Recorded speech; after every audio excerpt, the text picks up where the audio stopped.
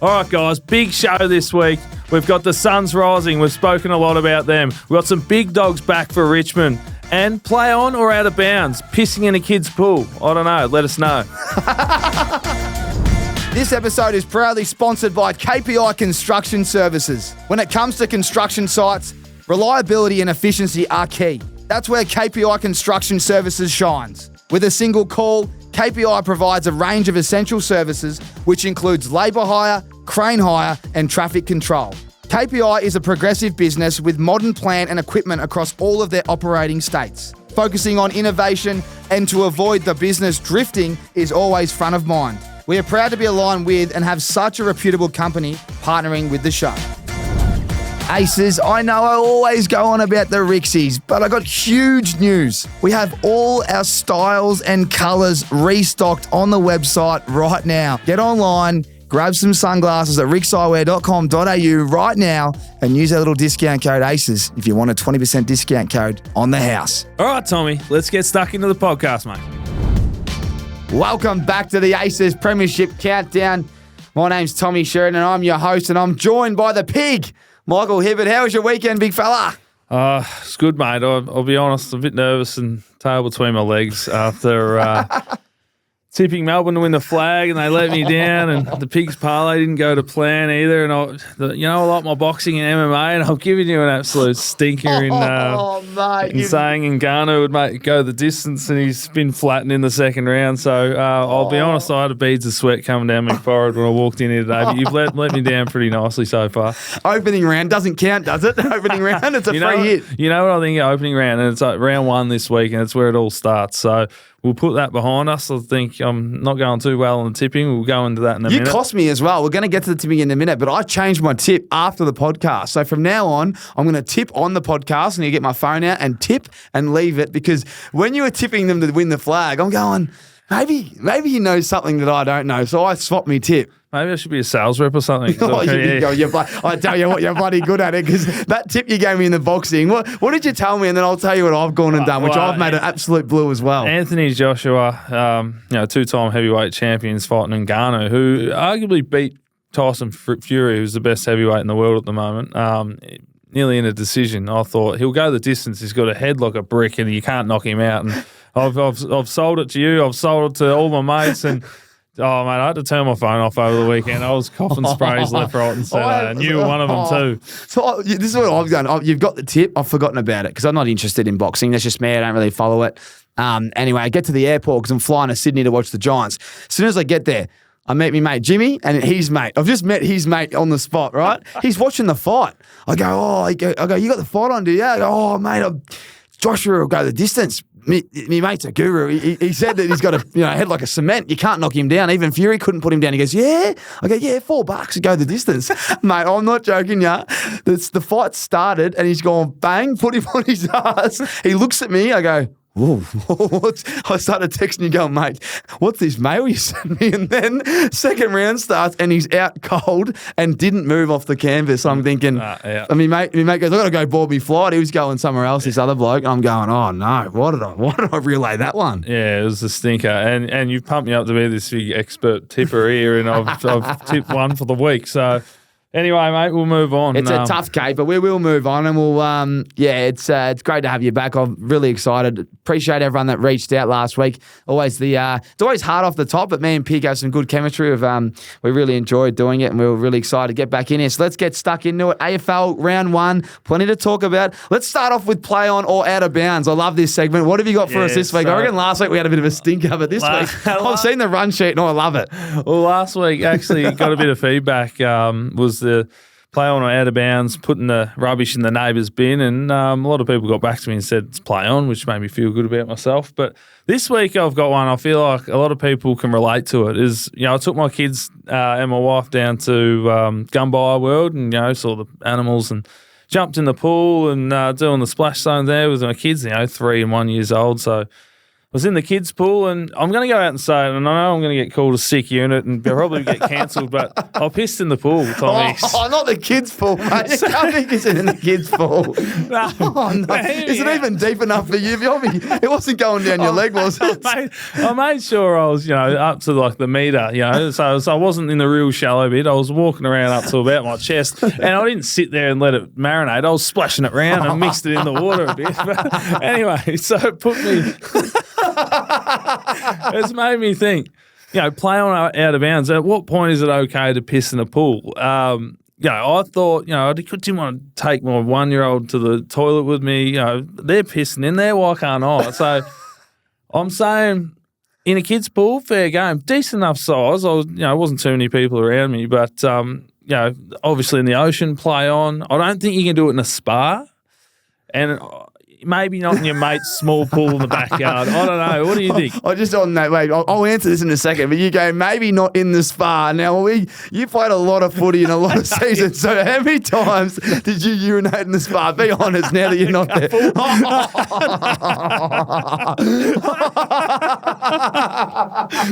That is out of bounds, man. That is out of bounds. You got to kick it around a bit. No wonder, the spas are filthy, mate. Well, they're filthy enough. You see Band-Aids and pubes floating around through them. What's a bit of piss? It's chlorinated Not the water. ice bath, though, surely. Not the ice bath. The hot tub.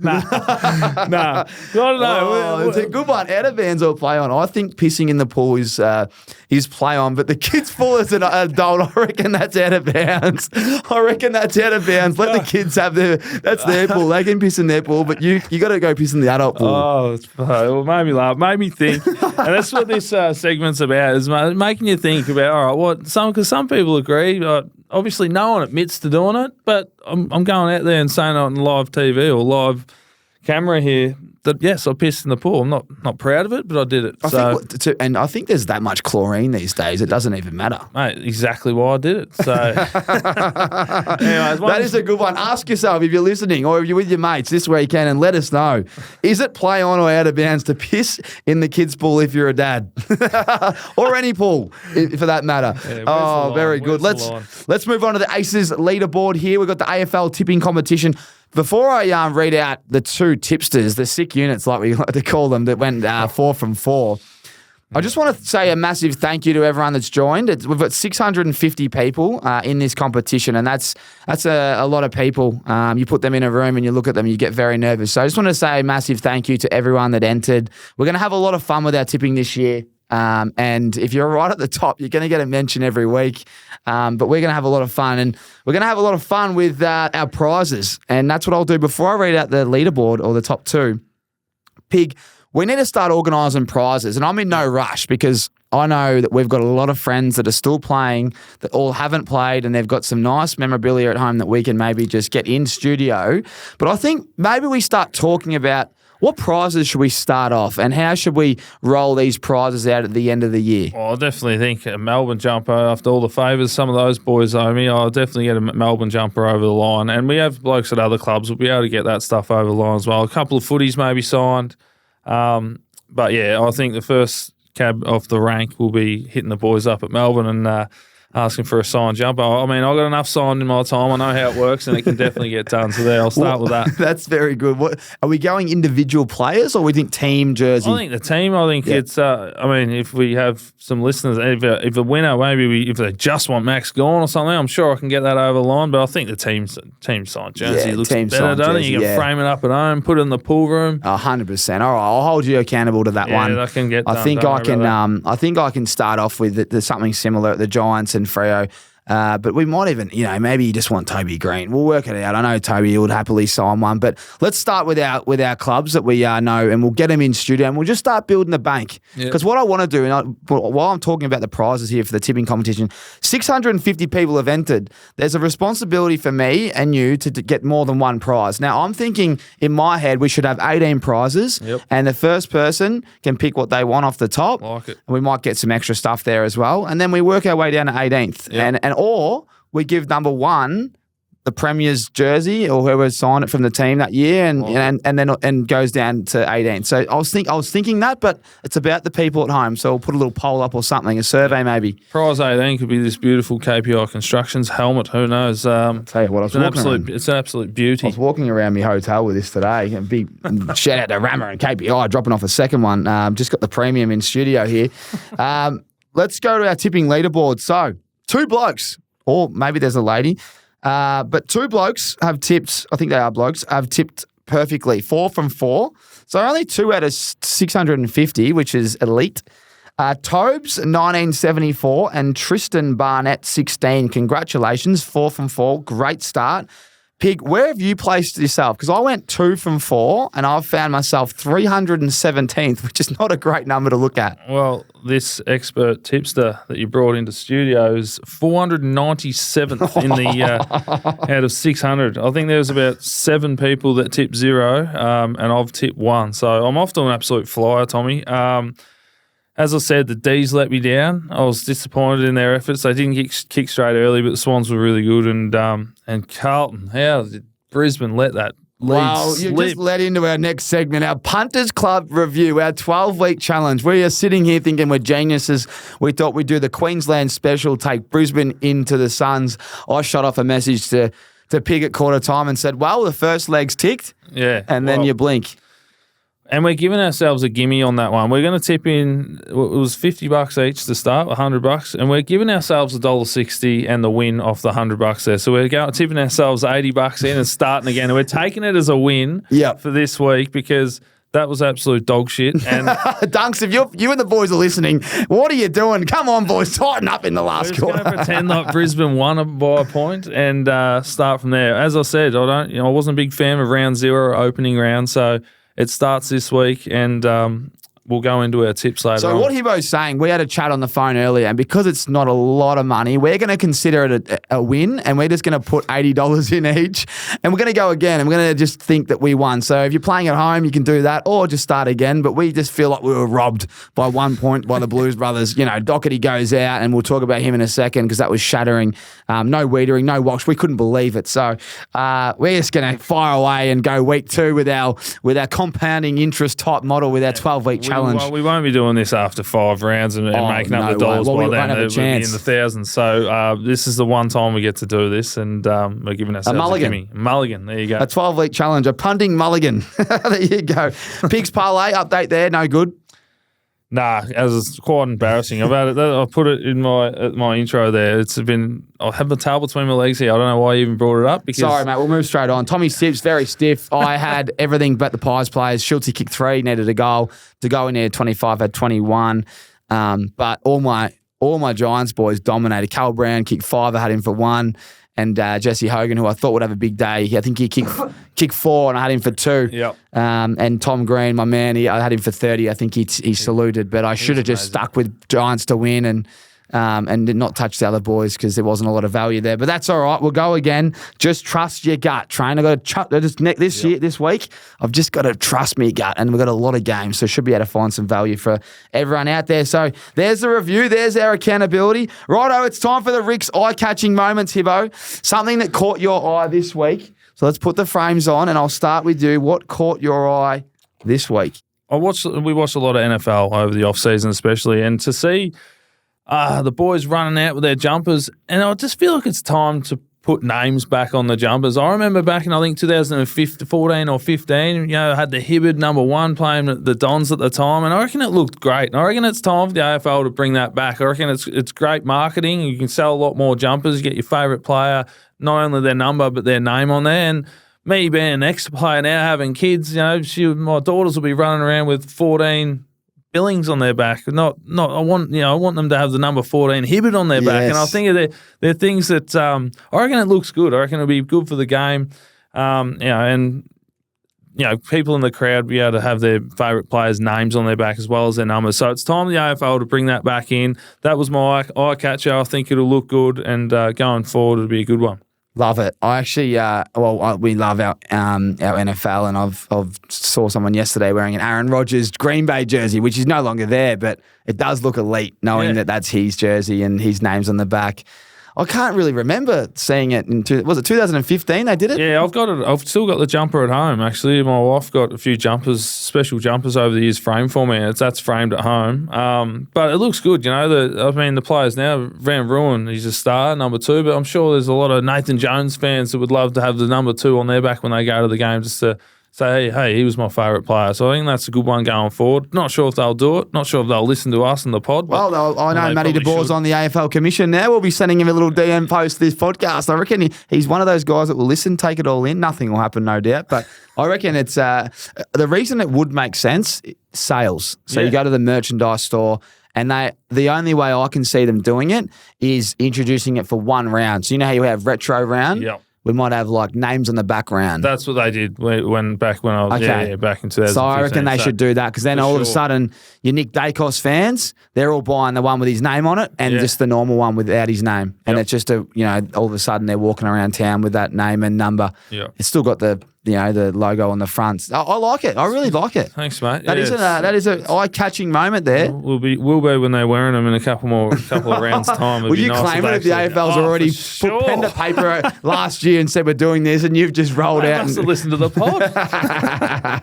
I love it. Well, what my eye-catching moment this week is the Gold Coast Suns top of the table for the first time in AFL VFL history. Wow. We are tipping them heavily. I've told everyone about the Suns probably the last 2 or 3 years. But this year, I reckon they're the real deal. And I thought they started well. But yeah, the first time they've ever been on top of the ladder as a club. Now, we know it was opening round and it was only 4 games. But if they can win this week and win well, they might be able to just hang around there. So that was a little bit of an eye catcher for me, mate. And I just thought I'd bring it up again and just pump up the Suns because they need a little bit of love up there on the coast. Weren't they good? Matt Rao, second of all time in terms of clearances. They looked We great. fired him up a little bit. I know I said he eats a lot of grass. He's eating clearances. That's what he was doing. 20 clearances. 20 clearances. Like that is he might be, I know I've tipped Miller for the Brownlow, but maybe I've tipped the wrong bloke. Yeah, well, I tipped Smokey for Anderson and we've gone around him. Well, sometimes it is the third, second,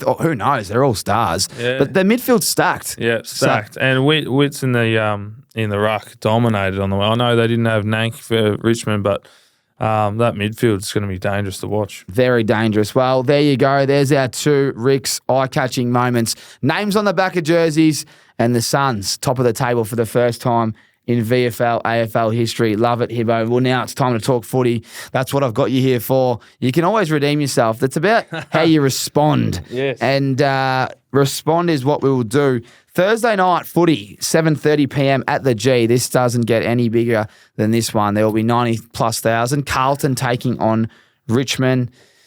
No Doherty. Shout out to Doc. Hope you're going all right, mate. You've had a tough trot. Just hate seeing blokes, especially great blokes, go down like that. And, wishing him a full recovery. I don't know how long it'll be, whether it's is it season and finals as well? Generally, ACL is, the rest of the year in just finals. devastating. So he'll be... he'll hopefully be pushing for round 1 next year. Heartbreaking. What a great guy. What a great player and a leader. And it's interesting to see how Carlton bounce back because I'm sure they're all feeling it and all hurting, but I'm tipping them to bounce back. Richmond have Dusty, Nank, huge in the ruck, and Lynch back, but Lynch hasn't played since round 4 last year. That's a long time to be out. I mean, he's a naturally fit and big unit, but I'm tipping Carlton. I think after what they did to Brisbane last week, that comeback was nothing like I've ever seen. So Carlton for me. You, Tommy? I'm going to tip Carlton, but I don't think this is like we were talking about our locks, and I don't think this is a lock this week. No. I thought Richmond's last half was good. I know their first half was really bad, but these 3 in, I'm big on leadership. So you get the captain in. You get Tommy Lynch up there, and it's not even about, he just has to contest and compete and lock it in. Yep. And then Dusty, you put him anywhere in the midfield in the forward line, and people get a bit twitchy. It's a completely different team. And at the G, huge crowd. And then you take Doherty out, and Carlton just showed you what you can do to them if you play a certain way like Brisbane did. So I reckon this will be tighter than you think. So I reckon it'll be really tight. So, considering we talk about betting, I reckon that Carlton 1-39 for a little bit more juice. Yep. Could even be 1-25 or whatever it is, that little margin they get there. But I think this will be tighter than you think. Would not be surprised if there's an upset. But yeah, I'm going to tip Carlton on that run and what they showed last week. Yep. It's just that forward line. Mackay and Curnow, I don't know how you're going to stop both of them. One of them can probably kick every week. You're probably going to expect one of them to kick 4 or 5, or they both just kick 3. You know, it's going to be hard to stop, especially if he kicks straight, which we need to give him a shout out. Big H kicking straight, like that is. Too many people come for him last year, and to see him start the season like that, he can kick sideways for the next 3 weeks because he's literally won them round 1 against a team that was in the granny. So and what he did to Harris Andrews is one of the best fullbacks the last 5 years. Like, he was leading him to the ball, jumping and marking, and he's so big and strong. He can kick straight like he did last week. He's going to be a weapon for him all year. Big weapon. Let's move on. Another blockbuster. Collingwood taking on the Swans. This one will be also at the MCG. The Pies got done by the Giants last week. The Giants were humming. Like we said on the pod, I did. You were still leaning Pies, but Murphy and Howe, and as a backman, you'd know, when you lose a roll-off player and a bloke that can play tall and small and also a key, it's very tough. And the Giants are humming. Like, they have an elite forward line, elite system. This week, I just thought Melbourne really butchered it in the forward half. They actually played really well. I said this to you last week. They can't score. It's why I didn't really like them. But they played really well, like in terms of 30 entries for 1 goal. 30 entries for 1 goal. I don't know how many times that's happened. I'd love to. Before in the past, I don't reckon you've done 30 entries in 1 goal. That's outrageous. Like, you have 60 entries in a game. You're normally smashing teams. So, so I reckon Sydney are vulnerable in that way, and Collingwood off a loss at home at the G. Well, they don't lose many there. So I'm going to pressure you into Collingwood as my lock this week, even though Sydney are playing well. Yeah, you sold me into it, so maybe you're the sales rep now. But, I was saying to you off air that, Sydney were unreal on the weekend. Heaney through the midfield, they filled in for Parker out, Mills out. They're big outs, but Heaney just, rather than being forward, spent a bit more time in the midfield and probably had his best game of his career.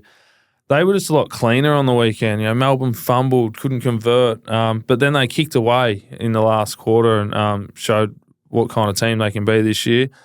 In saying that, I'm tipping Collingwood at home at the G Friday night to bounce back. I'm sure they'll be disappointed, and I'm pretty sure they got Howe back, which, as you're saying, missing key people in the back line's huge. I think out of any of the lines, the back line's one where you probably need the most cohesion and keep the same players in that back 6 or 7 throughout the year to get the best out of a defensive unit. So having him back will be huge. It'll be a cracking game. I think we are tipping Pies at home as the lock, but it will be a good game. So I'm looking forward to watching that one.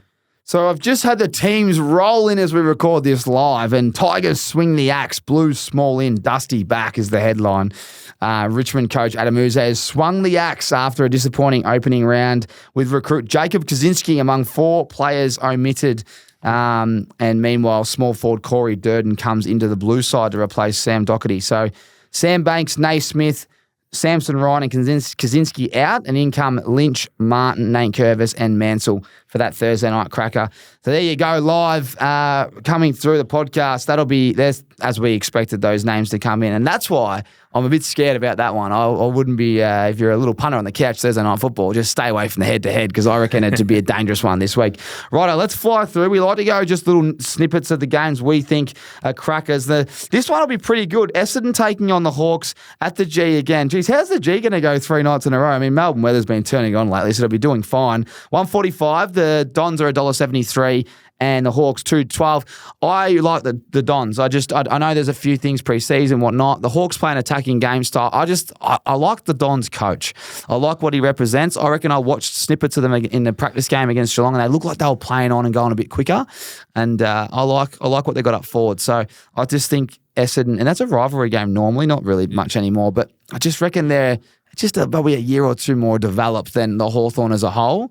As you know, you never know round 1, but that's just what I'm going to go off. A bit of form last year, and they'll be pushing for finals to break that drought. Couldn't agree more. It is a rivalry game. 2 teams that hate each other historically. I mean, recently it hasn't been as bad, but They're two teams you really don't know a lot about, do you? Like, I feel like we've got a fair idea of how everyone else plays. They've kind of slipped under the radar a little bit. Like, you don't know if they're a good defensive team or attacking team. We know the Hawks like to take the game on and, kick and go fast and try to be exciting. I think Essendon over the last 18 months since Scotty's got there tried to shore up their defence a bit more. So it'll be interesting to see how they go. It's an interesting game first up for both of them. I'm tipping Essendon. I think they've just probably got consistently more mature and better players over all three lines. I'm tipping them to win just. I think, it'll be a good game, but, Parrish out is a big one, but I think they can cover for him and get the win. Yeah. Jai Caldwell, played with him at the Giants, been talking about him, but I think blokes like that will take their game to the next level. Yep. They've got a lot of young talent there. So I know that Parrish is out, but I think he was out last year and they covered him fine. Yeah, he'll be out for a while, I think, too. It's a pretty decent quad that he's got. But I think it'll be interesting. I'm interested to see Mackay and how he goes because they were missing a key, strong, big back that can play on key forwards. So they never really had that. That Zerk Thatcher isn't as big as what, he's not going to be able to play on a Tom Hawkins or anyone like that. So he'll be big for him. Hopefully he can kick it off to a good start. And as you said, it's round one. We haven't seen these teams. It's really hard to comment. Like when I watched the games last week, I picked up on Cal Brown for the Giants, which we're going to talk about right now. The Giants taking on North. But Callum Brown is a player that I know really well. He's explosive. He's a tough matchup. He's a guy that you can look at every week. He's quick. He's agile, kicks the ball 60. Yep. He can take a mark. Like, they're the insights that you've already seen against, the Premiers. And they're the kind of tips we want to give. But when you haven't seen a team play, it's hard. Cam Zerha, the Bull, he's been on the pod. It's his 100th game this week, so shout out to the Bull. Just saw that the other day. I hope he goes well. But not too well. I hope the Giants boys win. Look, Giants at $1.06. Leave that alone. But yeah, they'll be a lock this week. We won't be putting them in our thing, but we'll just be... it's just silly at $1.06. But yeah, they'll be great, and it'll be interesting to see how North move the ball, play. They've got a good midfield. What's the update on Jai Simpkin? Do you know?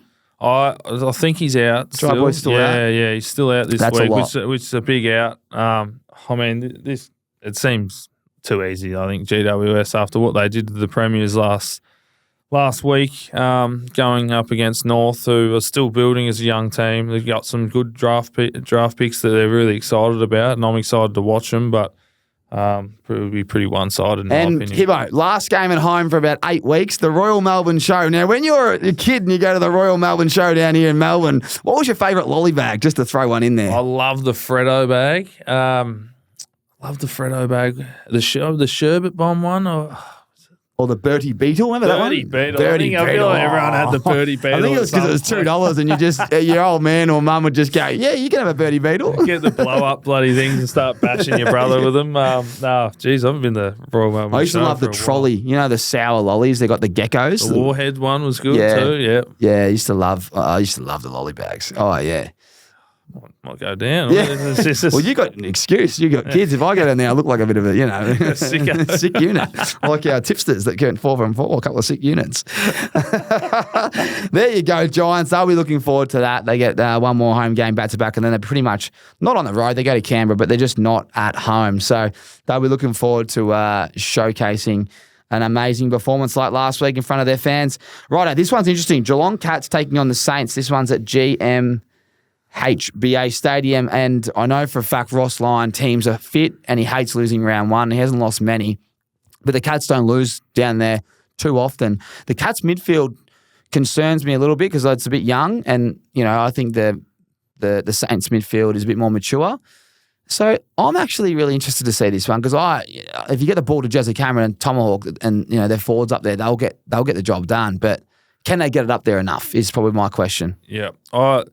I can't tip against them down there, but you're right. I think Guthrie going out and will be out for some time is a huge out. He's a great runner, great ball user, and really sparks it out of the midfield for them. But they've still got danger. They've still got Atkins and roll through there a little bit. I just feel like they're too strong down there. St Kilda Be interesting. You know Ross quite well. His systems, and you said they don't lose round one. And I know for a fact we used to love playing Geelong. It was just, I don't know, there's a thing that he knows how to play their style. I actually have a feeling that the Saints can get this done. Yeah, and Saints are another team, similar to what I was saying about Essendon and Hawks. I don't know what they're going to be this year. They could be great. They could really push for top 8, and they also couldn't at the same time. I'm interested to see how they go. This week will be interesting. I keep saying that, but I'd love to see them go well this year with the cattle that they've got, but I don't think they're getting it done round 1. I'm going to tip the Saints just off what I'm going with my gut. I'm just sick of. You going with that in your tips? Yes, I'm going to go with my tips. One I'm going to grab on you. That's how you think. Hey, it's always 3 upsets a week. When I first come out of the game, I thought, how easy is this? Geelong at Geelong, all right. It ain't. You love Ross, don't you? You just love what he's about. No. It's not that. I'm actually impressed with what Saints have done pre-season wise. I'm impressed with what they did last year, and they've got a lot of talent back. Their team's a bit better than what it was last year. And Geelong, Essendon were giving them a bit of a touch up, and they rested their players. And I'm not saying I don't know who's going to win yet, but I'm just gonna. I reckon I can get a cheeky one back from last week. Carlton won the Wizard Cup in the pre-season games back in the day, and still won the wooden spoon about 3 times. So let's not get carried away about the pre-season games. Let's clip this up next week if I get this one right. I'm just going to tip 260. It's not like the bookies; they think they're a chance, but I reckon the Saints might start off strong. It's as I said, a bit of inside knowledge here. I know how this bloke operates, and if they're not playing well round 1, they generally start unbelievably, and can they hold on? That's the way it goes. Well, if it's anything like last week, mate, I'm nowhere near it. So let's see. We should have. Me and you should have a little side bet. Something. The punishment at the end of the year, whoever finishes above each other on the tipping. 3 down. Righto, let's move on. Suns taking on the Crows at home. This one's in Gold Coast. The Crows will be very good this year, but the Suns started off really well, and they played, I thought, quite poorly to finish the game. You want to put teams away, and they let Richmond back in. I think some young kid was having a go at goal, and if he kicked it, it was 3 goals, and he missed it. So that's how close they got back into the game. So I reckon the Suns would have reviewed that like a great win, but also, hey, we've got a lot of work to be done. And up at home, I really like them. I don't know, it's something about the dewy ball. They play it well. Yep. They're all fit and available. So I'm going to tip the Suns. But yeah, it'll be very tight. I'm looking forward to seeing Adelaide play this year. This is a hard week for tipping, if you ask me, because I'm big on Gold Coast, but I'm actually going Adelaide. And I'll tell you why, because they dominated clearance. They dominated the ruck last week. They're not going to get that this week. Witts had his way and the mids had their way.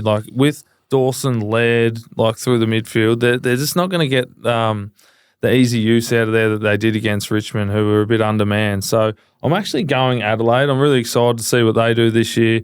There'll be another year under Burjo, who I've worked with before, so they're going to be fit and firing. They're always going to be good to go round 1. It's good insight, that actually. Can't wait to see the big Texan go at it again. He started like a house on fire last year, and Rankin, he just steps up his game a bit more. Rankin against his old side. I've got to stay with the Suns. I've tipped them to come top 8. I can't, if I'm not going to tip them against Adelaide, who I think will be right next to them, then I'm kidding myself. I've got to stick with me. I've got to stick with him. Yeah. Even though everything you're saying, I agree. He has been flying from all reports, Rankin. He's a star. Next to Dawson and Laird in the midfield, it's going to be a battle. Don't forget Matty Rao though. He's a big boy. He might be able to just. Let's not underestimate the Gold Coast midfield, but they actually absolutely pants Richmond through there, and it's not going to happen again. So they're going to find it a little bit harder, and I'm backing Adelaide to get it done. Love it. Let's fly through the last few, except this one probably needs to be spoken about. Melbourne taking on the Bulldogs. This one will be at the G, 1:00 on a Sunday. I'm concerned about the Ds, and I know you're a Ds man, but I've said this. I said this last week, and I don't know why I changed my tip. Until I can see a forward line, until I can see something up there, I know they can defend well. I know they can get the ball out of the midfield, but if they can't score, teams will do what they did and break them open in the last quarter. And when they broke the egg was cracked and off they went. And Sydney put on about 5 or 6 goals consecutive, really quickly. So do the Ds have an answer? Is anyone back this week? Cozzy's back, so that's a big That in. is big. You know, it's not a key forward that we're after here, but he's a big in. He just adds that spark in the forward line. You know, Bowie goes out with collarbone, shoulder. You know, we probably swing Salem back to cover that. That's an easy cover, and then Neil Bullen and Sparrow go through the midfield a little bit more. Now that Cozzy's in, I'm backing us in. I'm not convinced the Bulldogs will be too much this year. You just never know with them. But I'm going to the game, excited to go. First game that I've been out of the system, so I'll be there and I'll be going for the D's. I think we'll get it done by about 3 goals. Wow, I'm going to go the Dogs. I think I'm going to go off form. And last week I didn't see enough, but happy to be corrected. But I'm going to go with that with Norton. I mean, Norton and Jamara. This is a question for you. Maisie takes Norton. Who takes Mara? I think Tomlinson has to. They wouldn't play Lever on him. Lever's more your third tall drop-off interceptor. They don't want to take that away from his game by playing him on Jamara or a Norton. So that's the weapon that the Dogs have. They're the matchups to watch. Exactly. So can Tomo stay with someone as agile? He was good last week, Tomo. He's very good. The Keys did their job. Him and Maisie were super down there. So they're in good form. So I think they can negate those big key forwards. And then you got to ask the question, where else are they scoring from? So interested to see how big Jimmy Harms goes against the old mob. Oh, the Harms, the Harms Cup. Has he been chirping? A little bit. He said he's going to sit on some heads and try and knock a few blocks off. So, whose head would he love to sit on? Like, who's his closest mate down there? Bailey Fritsch, Stephen Mailer, and he probably will float forward. He'll probably play a bit more wing midfield. But if he can, if he sits on Maisie's head or something, we'll lose it laughing. But. Good luck to Nut, but D's for me. Yeah, good luck, Nut. Looking forward to that. He fits in like a glove. He looks good in the Doggies colours, I thought. Port taking on the Eagles at Adelaide Oval. I don't think we need to spend much time on this one. This will be how many points? Not being just too disrespectful. I don't know what the line is, but I'd say it'll be about 7 goals. I'm interested to see Harley Reid. That'd be a good one. So just like when you make a mistake, you always go, like it corrects it. It's an intriguing one. So, number 1 pick in a team that's probably going to get flogged, but I can't wait to see him go about it. So much pressure on this bloke, and I just hope he does really well, but he's a natural forward in near midfielder. I think he's playing half back. I don't know. We'll see what they do. But when we couldn't imagine the ball's going to be up there that much. So looking forward to seeing what he can do when the ball's in his area. Yeah, I think that's the only really exciting thing about this game, to see what he can produce. So Port's 4 stars, and I think they get it done easily. So we'll move on. Well, I've tipped Port to be top 4 and 5. I think I said there'd be Carlton and Port fighting for the 4th. But I think Port will be really good. And then the Dockers. This is a really interesting game. The Dockers taking on the Lions. This one's in Perth. Lions coming off a loss. Kitty Coleman, again, shout out to you, mate. Hope you're going well. Seeing blokes go down and out for the season like Doc is just heartbreaking. And someone that's very important with their ball use off half-backs. He's going to be a huge loss, and they'll replace him with someone. I think McKenna might be who they go with if he passes the fitness test, I'm told.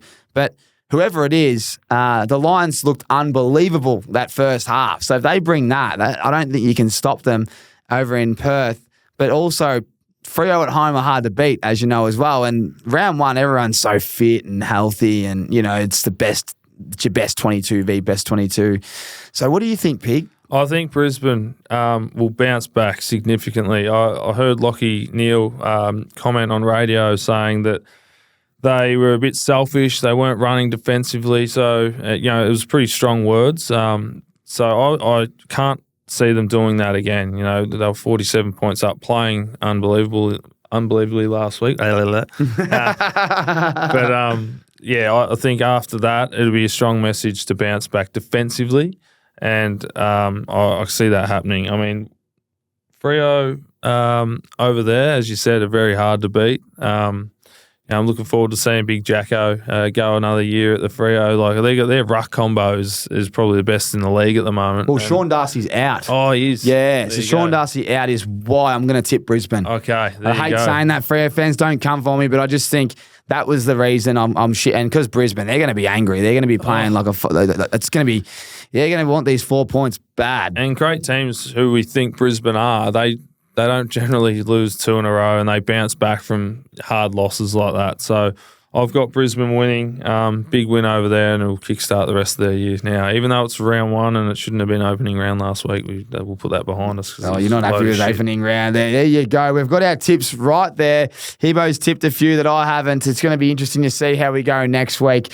Now it's time for our 12-week challenge. We need to put our locks in. We're going to do our little same game multi that we'll do Pigs Parlay, Tommy's tips. We'll give you a $10 bit of value on the weekend. Hopefully we can bring some smiles to all you aces out there. But our 12-week challenge, select the lock of the week. I'm putting forward Collingwood, and I haven't heard an answer from you yet. Let's go with Collingwood. I think I'm going to look at their live odds while you're talking. I think they're around $1.55. And we can get a boost, can't we? We can get a boost to $1.60, which we're after. And, if we can't get $1.60, we'll make up for it at some point. Or we pick GWS, just to get it there. So it's Collingwood, big game against the Swans. What do we got there, Tommy? Yeah, Collingwood into the Giants, we get $1.62. We'll take that. Collingwood and Giants. But then we could just take the Pies on their own. They're $1.53. We're taking that. So Giants and Pies. $1.62. And this is going to springboard us to the rest of the year and 12 weeks. Well, then it'll be 10. I just can't wait to see this build. As I said, it was too easy last week. It wasn't even a real round, mate. It was, so now we're into the real stuff. I'm looking forward to that. Well, there you go. We're going to have... hopefully we're 2 weeks in. I know we lost the first week, guys, and you're going, you boys are breaking the rules, but rules are there to be broken, all right? They're our rules anyway. It's our only week we can do this because it's just a little, we've got a little bit of pocket change there, and we just go again. So I'm looking forward to that. So Giants, boys, make sure you put on a clinic, and the Pies, they have to win at home. This won a flag. There's no reason why they can't light it up while the Swannies are on the road, and they'll be up and about after last week's victory. Yeah, great lock. Righto, Hibbo. We need some winners next week, and more importantly, we need a couple of stop-that's. Big shout-out to KPI Construction and Rama, the alumni there at Harvard. Mate, we got some big stop-that this week. We've been chatting all week. We've put in about 5 in our WhatsApp. I've got one fresh from last night, but you have a big one, and I think it's because you're going to the first game in a while and sitting in the stands. I won't ruin it, but give me your KPI stop-that. Righto, Tommy. Now, this week's stop-that for me is beer tax. Now, I went to the beer and caught up with my mates at the pub. And mate, I love a beer. So this one really hit for me. But paying $7 a pot is absolutely ludicrous. And, I'm not having a crack at the pub owners or the bars. It's the government. And putting tax on these beers is absolutely ridiculous. And it goes up, mate. I've done my research. It goes up every 6 months. So every 6 months they keep going. I remember going to the Mornington Barefoot Bowls playing $2 a pot back when I was 18 years old. And to think that it's gotten to $7 now is absolutely ridiculous. And in saying that, I am going to the G this week. And I read online. Round 1. I'm going to the G to watch the Ds and the Dogs. And I went online and I saw an article, $11.50 for a Carlton draft is absolutely ridiculous. It's getting to the point where I don't even want to go to the pub.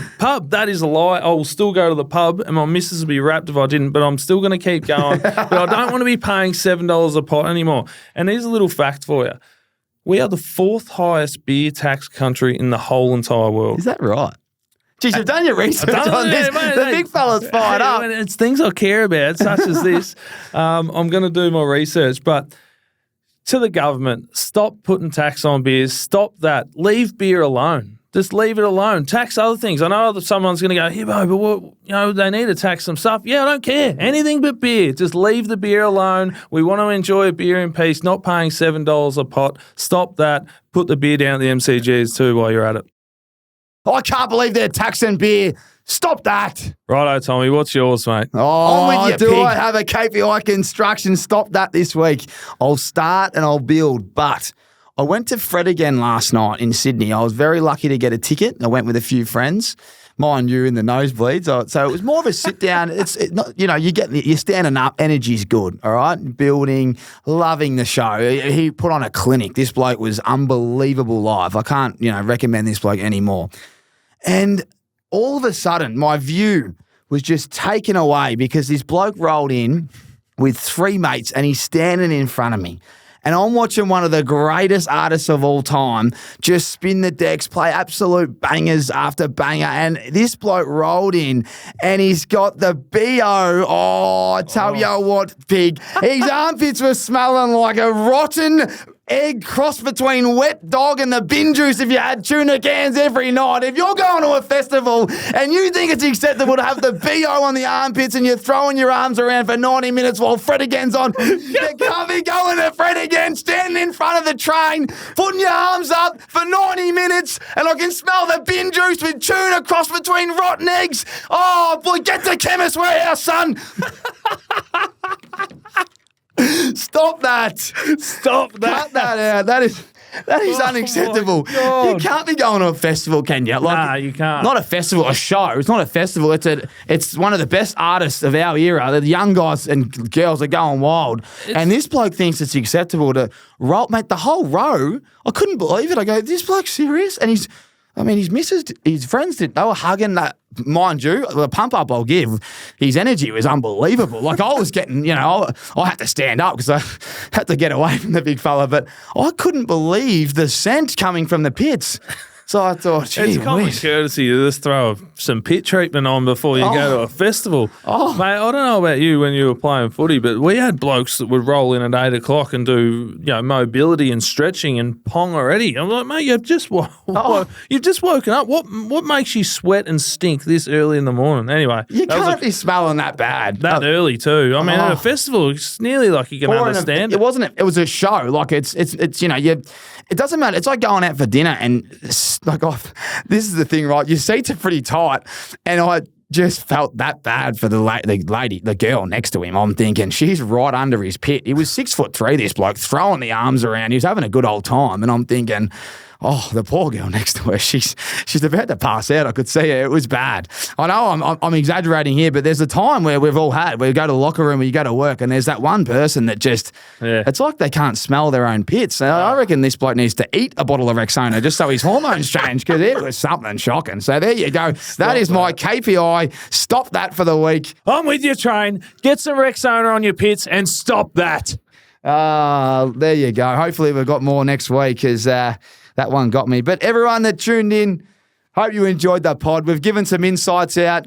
We hope our tips can come through this week. We're looking forward to these games. Round 1 is back. Footy's officially back. Every team and every supporter should be up and about, and we appreciate your support. If you're enjoying this, subscribe. Hit that subscribe button. I truly mean that, and share this with all your footy fans and your friends because we love it. We're going to be here all year.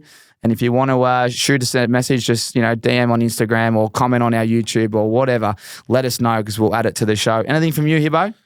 Looking forward to bouncing back after a stinker on the tips and a stinker on the Pigs Parlay last week. So hopefully pick some winners. Tell you what, I'm sweating. I might need a bottle of Rexona myself right here. You might have to eat it. It's getting a bit hot in here. See you next week, guys. Cheers.